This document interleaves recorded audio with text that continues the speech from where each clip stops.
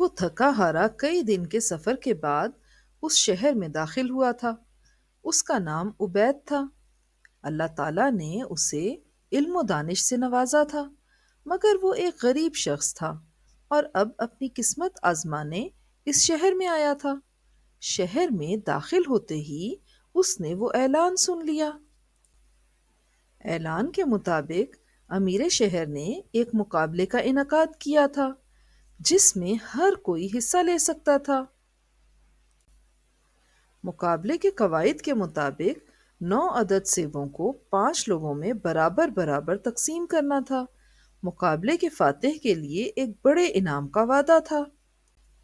مقابلے کے لیے شام کے 5 بجے کا وقت مقرر ہوا تھا۔ یہ مقابلہ اس کے لیے امید کی کرن تھا۔ اس نے سب سے پہلے ایک حلوائی کی دکان پر حلوہ پوری کا ناشتہ کیا، پھر حمام میں جا کر نہایا دھویا اور نسبتاً صاف ستھرے کپڑے پہنے۔ اب جو اس نے دیکھا تو اس کی جیب تقریباً خالی ہو چکی تھی۔ اس نے خود کو تسلی دی کہ آج ہی اس کی زندگی بدل جائے گی۔ وہ مقررہ وقت سے پہلے ہی امیر کی حویلی پہنچ گیا۔ حویلی کیا تھی؟ ایک چھوٹا سا محل تھا، خوبصورتی سے سجی ہوئی عمارت، اور عمارت کی دلکش سجاوٹ سے حویلی کے مالک کے ذوق کا پتہ چلتا تھا۔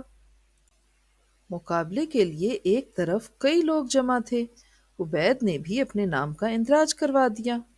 امیر کے آتے ہی مقابلے کی شرائط کا تفصیلی اعلان کر دیا گیا۔ اعلان کرنے والا غالباً امیر کا مشیر تھا۔ وہ کہہ رہا تھا کہ 9 سیبوں کو برابر برابر 5 لوگوں میں یوں تقسیم کیا جائے کہ کسی کو کوئی شکایت نہ ہو۔ مقابلے میں حصہ لینے والے افراد 3 سوال کر سکتے ہیں۔ ہم ان سوالات کے جوابات دینے کے پابند ہوں گے۔ یہ ان کی ذہانت پر منحصر ہے کہ وہ سوال کیا کرتے ہیں۔ مقابلے کے نتیجے میں اعلان وہی 5 لوگ کریں گے جنہیں سیب ملیں گے، یعنی وہی 5 لوگ جج ہوں گے۔ پھر ان لوگوں کا تعارف کروایا گیا جنہیں سیب ملنے تھے۔ وہ پانچوں امیر کے مشیر تھے۔ مقابلے میں 24 لوگ حصہ لے رہے تھے۔ عبید کی خواہش کے مطابق اس کا نام سب سے آخر میں تھا۔ وہ دیکھنا چاہتا تھا کہ مقابلے میں شریک دوسرے لوگ ذہانت کے اس مقابلے میں کیا حکمت عملی اختیار کرتے ہیں۔ عبید کے نزدیک یہ ذہانت کا امتحان تھا۔ پہلے 4 افراد اپنی کوشش میں کامیاب نہیں ہوئے۔ سیب کی تقسیم میں کمی بیشی ہو جاتی تھی اور جج حضرات انہیں مقابلے سے خارج کر دیتے تھے۔ لوگ آتے رہے اور اپنی سی کوشش کر کے ناکام ہوتے رہے۔ عبید حیران تھا کہ مقابلے میں شریک کسی بھی فرد نے کوئی سوال نہیں کیا۔ ابھی وہ یہ سوچ ہی رہا تھا کہ ایک نوجوان شخص سامنے آیا۔ وہ شکل سے ہی ذہین لگ رہا تھا۔ اس نے پہلے سوال پوچھے۔ اس نے پوچھا، 5 جج حضرات میں سیب کسے پسند نہیں؟ جواب سے پتا چلا کہ ججوں میں سے 2 کو سیب پسند نہیں تھے۔ اس کا دوسرا سوال تھا، سیب پیلے ہوں یا سرخ؟ اس نے محسوس کیا کہ اسے تیسرا سوال پوچھنے کی ضرورت نہیں ہے۔ اس نے 9 عدد سرخ رنگ کے سیب لیے اور ان 3 ججوں میں 3 فیکس کے حساب سے تقسیم کر دیے جنہوں نے کہا تھا کہ انہیں سیب پسند ہیں۔ پھر کہنے لگا، 2 افراد کو تو سیب کھانا پسند ہی نہیں، اس لیے انہیں سیب نہیں دیے گئے۔ امیر نے بڑی دلچسپی سے یہ ساری کاروائی دیکھی اور اس کی آنکھوں کی مخصوص چمک کہہ رہی تھی کہ اسے نوجوان کی ذہانت نے متاثر کیا تھا۔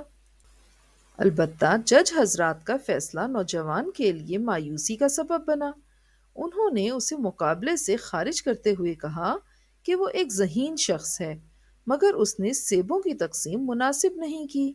وہ 2 افراد جنہیں سیب نہیں ملے تھے اور انہوں نے یہ کہا تھا کہ اگرچہ انہیں سیب پسند نہیں مگر وہ بھی اپنا حصہ چاہتے تھے، اب یہ ان پر منحصر تھا کہ وہ سیب کھاتے یا کسی کو دے دیتے۔ نوجوان کے بعد بھی کئی لوگوں نے سیبوں کی برابر تقسیم کی کوشش کی مگر کوئی بھی کامیاب نہیں ہوا۔ اب آخر میں عبید کی باری تھی۔ عبید نے سب سے پہلے امیر کا شکریہ ادا کیا کہ اسے مقابلے میں شریک ہونے کا موقع دیا گیا۔ پھر اس نے 3 سوال پوچھے۔ اس کا پہلا سوال تھا کہ کیا اسے اس بات کی اجازت ہے کہ 5 جج حضرات میں سے ایک کی جگہ امیر شہر کو شامل کرنے کی درخواست کرے۔ اس کا پہلا سوال سنتے ہی امیر شہر کی آنکھوں کی چمک اچانک ہی بڑھ گئی۔ وہ فوراً بول اٹھا، ہم تمہارا یہ مطالبہ تسلیم کرتے ہیں، اور اب ہم بھی مقابلے کے جج ہیں۔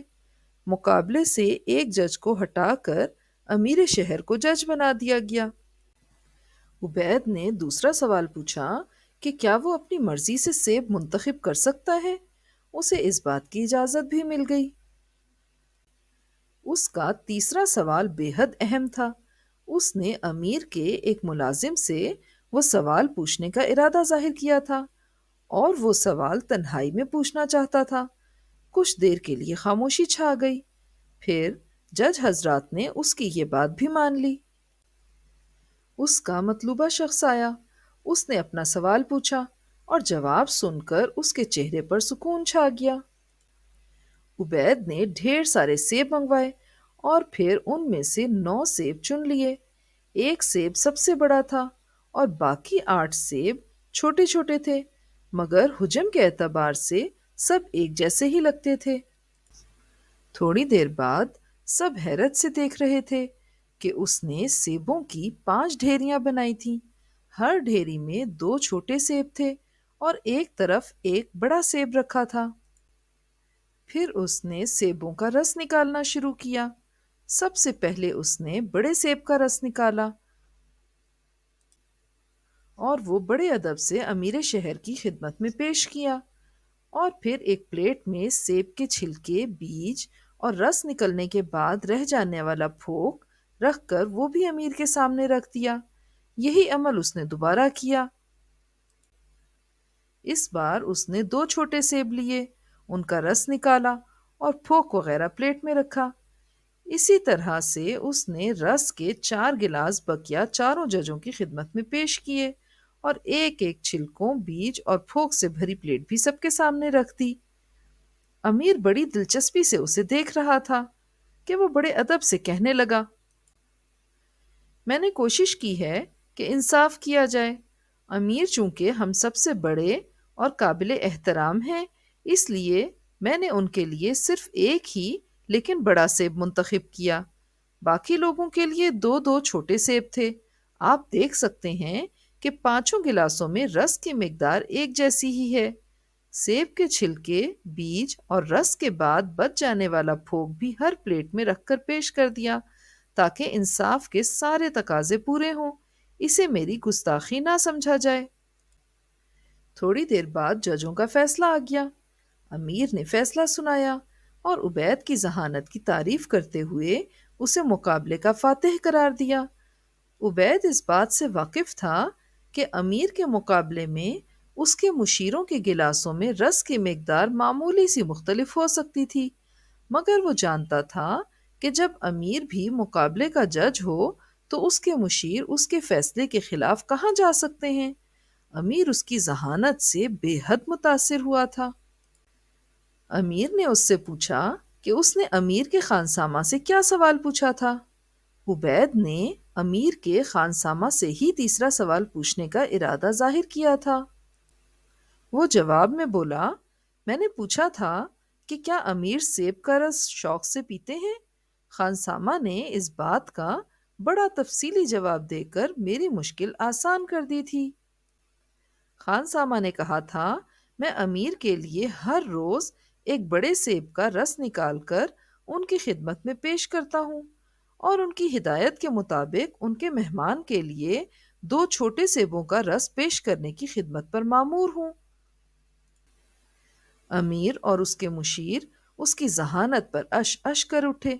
امیر نے اسے انعام و اکرام دے کر رخصت کرنا چاہا، مگر اس نے کہا کہ اسے انعام کی حاجت نہیں، بس وہ ایک اچھی سی ملازمت چاہتا ہے۔ امیر نے اسے اپنا مشیر بنا لیا، اور چند ہی سالوں میں وہ امیر کا مشیر اعلیٰ بن گیا۔ عبید نے اس ذہین نوجوان کو بھی ملازمت دلوا دی جس نے مقابلے کے دن بڑی ذہانت کا ثبوت دیا تھا، مگر مقابلہ جیتنے میں کامیاب نہیں ہو پایا تھا۔ پیارے دوستو، اگر آپ ہمارے چینل پر نئے ہیں اور آپ کو یہ کہانی پسند آئی ہے تو ہمارے چینل کو سبسکرائب کریں، لائک کریں اور شیئر کریں۔ آپ کا فیڈ بیک ہمارے لیے بہت ضروری ہے۔ شکریہ۔